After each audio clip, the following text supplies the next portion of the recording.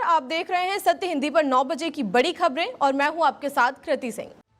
बंगाल में चुनाव प्रचार का आखिरी दिन सुबह होते ही बवाल भिड़ गए टीएमसी और बीजेपी के कार्यकर्ता। रूस से तेल आयात पर किसी सवाल का जवाब नहीं देगी सरकार, आरटीआई में साफ इनकार। ईरानी सांसद ने पाकिस्तान की मध्यस्थता पर उठाए सवाल, निष्पक्षता पर भी गंभीर शक। रूस पहुंचे अरागची, पुतिन से आज होगी मुलाकात, मिडिल ईस्ट संकट पर होगी चर्चा। ईरानी हमलों से यूएस बेस तबाह, अरबों डॉलर का नुकसान, डिफेंस सिस्टम पर सवाल। पश्चिम बंगाल चुनाव अपने आखिरी दौर में पहुंच गया है और आज प्रचार का अंतिम दिन है। 142 विधानसभा सीटों पर शाम होते ही चुनावी शोर थम जाएगा, लेकिन उससे पहले सियासी मैदान पूरी तरह गर्म है। बीजेपी और टीएमसी के दिग्गज नेता पूरी ताकत के साथ मैदान में उतर गए हैं। योगी आदित्यनाथ आज 4 बड़े कार्यक्रमों में हिस्सा लेते हुए रोड शो और जनसभाएं करेंगे। वहीं पीएम मोदी ने कोलकाता में मेगा रोड शो कर माहौल बनाया, तो ममता बनर्जी ने भी अपने अंदाज में जनता से जुड़ाव दिखाया।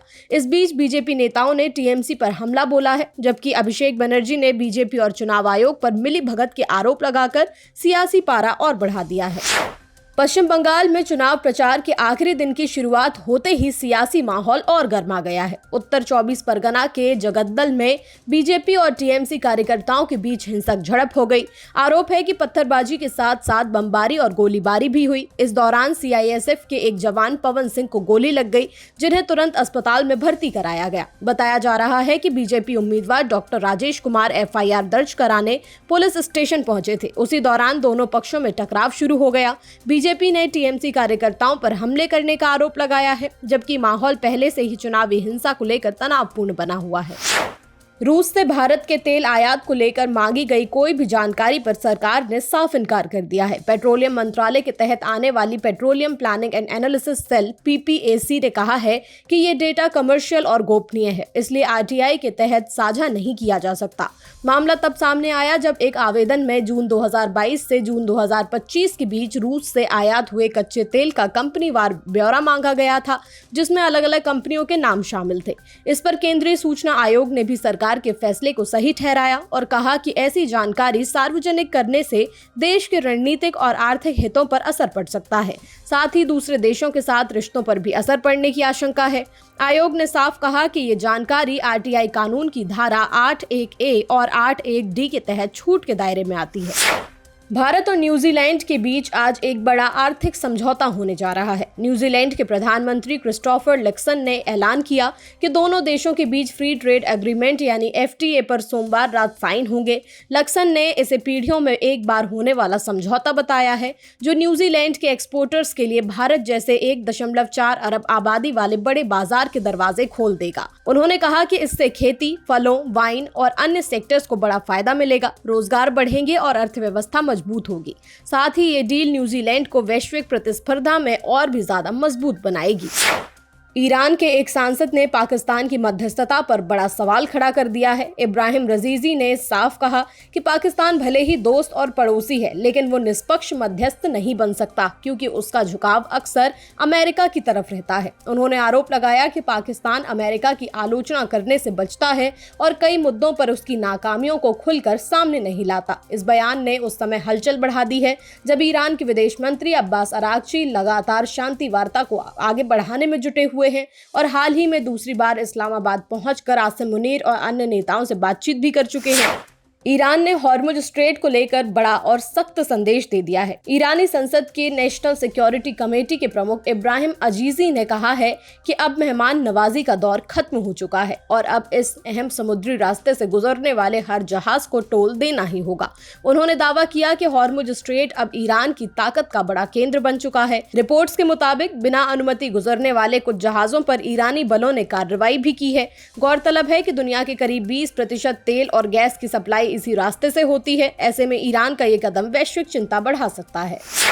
ईरान के विदेश मंत्री अब्बास अरागची रूस के सेंट पीटर्सबर्ग पहुंच गए हैं, जहां उनकी मुलाकात राष्ट्रपति व्लादिमीर पुतिन से होने वाली है।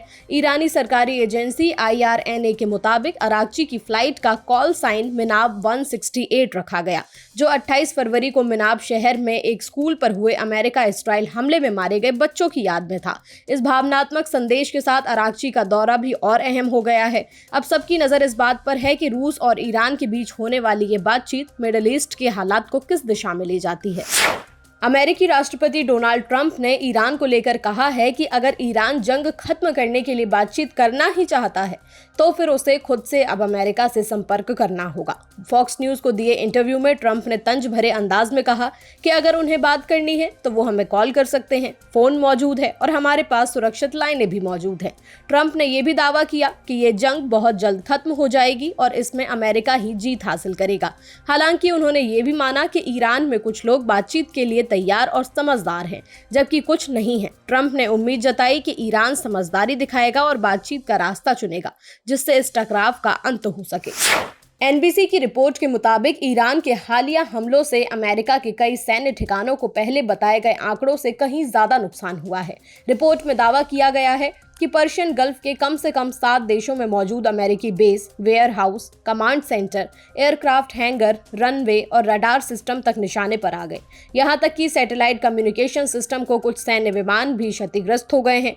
रिपोर्ट के मुताबिक ईरान ने खास तौर पर अमेरिका के मिसाइल डिफेंस सिस्टम को कमजोर करने के लिए हाई वैल्यू रडार सिस्टम को टारगेट किया।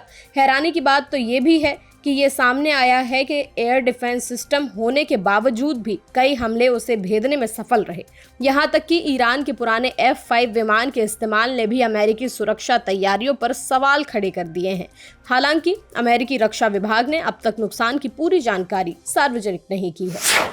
अमेरिका में एक इंटरव्यू के दौरान उस वक्त माहौल गर्म हो गया जब राष्ट्रपति डोनाल्ड ट्रंप ने पत्रकार नोरा को ऑन एयर शर्मनाक कह दिया। सीबीएस के शो 60 मिनट्स में बातचीत के दौरान नोरा ने उस हमलावर के मैनिफेस्टो का जिक्र किया जिसने व्हाइट हाउस कॉरेस्पॉन्डेंट्स डिनर में गोली चलाई थी और उसमें ट्रंप का नाम भी लिखा था। बस इसी बात पर ट्रंप भड़क गए और बोले कि उन्हें पहले से पता था कि ये सवाल पूछा जाएगा क्योंकि मीडिया बहुत खराब है। ट्रंप ने साफ कहा कि उनका इन आरोपों से कोई लेना देना नहीं है और उन्हें पहले ही पूरी तरह बरी किया जा चुका है। उन्होंने गुस्से में कहा कि किसी बीमार आदमी की बात को टीवी पर पढ़ना गलत है और पत्रकार को ऐसा करने पर शर्म आनी चाहिए। वहीं नोरा ने सफाई दी कि वो सिर्फ रिपोर्टिंग कर रही थी, लेकिन ट्रंप ने उनकी बात को खारिज करते हुए इंटरव्यू को और ज्यादा तीखा बना दिया। अमेरिका में व्हाइट हाउस कॉरेस्पॉन्डेंट्स डिनर के दौरान हुई फायरिंग मामले में बड़ा खुलासा हुआ है। रिपोर्ट्स के मुताबिक आरोपी कॉल एलन ने हमला करने से कुछ मिनट पहले अपने परिवार को एक मैनिफेस्टो भेजा था जिसमें उसने ट्रंप के प्रशासन से जुड़े अधिकारियों को निशाना बनाने की बात कही थी। न्यूयॉर्क पोस्ट के हवाले से सामने आए इस मैनिफेस्टो में आरोपी ने दावा किया कि वो सिर्फ ट्रंप प्रशासन के लोगों को टारगेट करेगा, जबकि आम लोग, होटल स्टाफ और अन्य सुरक्षाकर्मी उसके निशाने पर नहीं थे। आरोपी ने यह भी कहा कि उसने कम नुकसान पहुंचाने के लिए खास तरह के हथियार चुने। साथ ही उसने इवेंट की सुरक्षा व्यवस्था को कमजोर बताते हुए गंभीर सवाल भी उठाए। फिलहाल इस मैनिफेस्टो की स्वतंत्र पुष्टि नहीं हो पाई है, लेकिन इस खुलासे के बाद मामले ने नया मोड़ ले लिया है। अमेरिका में बड़ा सियासी और प्रशासनिक तूफान खड़ा हो गया है, जहां FBI डायरेक्टर काश पटेल की कुर्सी खतरे में बताई जा रही है। रिपोर्ट्स के मुताबिक ट्रंप खुद पटेल के प्रदर्शन और लगातार विवादों से नाराज हैं और उन्हें हटाने पर विचार कर रहे हैं। बताया जा रहा है कि पिछले कुछ समय से पटेल को लेकर लगातार नकारात्मक खबरें सामने आ रही हैं। खासतौर पर उनके कथित शराब पीने की आदत और ऑफिस से गायब रहने को लेकर सवाल उठ रहे हैं। द अटलांटिक की रिपोर्ट में दावा किया गया कि कई अधिकारियों ने उनके व्यवहार पर चिंता जताई, यहाँ तक कि सुरक्षा टीम को उन्हें जगाने में भी दिक्कत हुई। हालांकि पटेल ने इन सभी आरोपों को सिरे से खारिज करते हुए इसे साजिश बताया है और $250 मिलियन का मानहानि केस भी ठोक दिया है।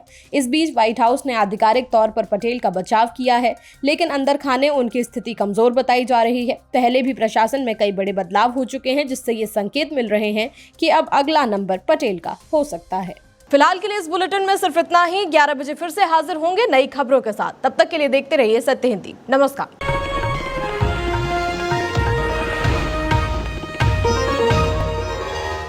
Copyright disclaimer under Section 107 of the Copyright Act 1976. Allowance is made for fair use for purposes such as criticism, comment, news reporting, scholarship, and research.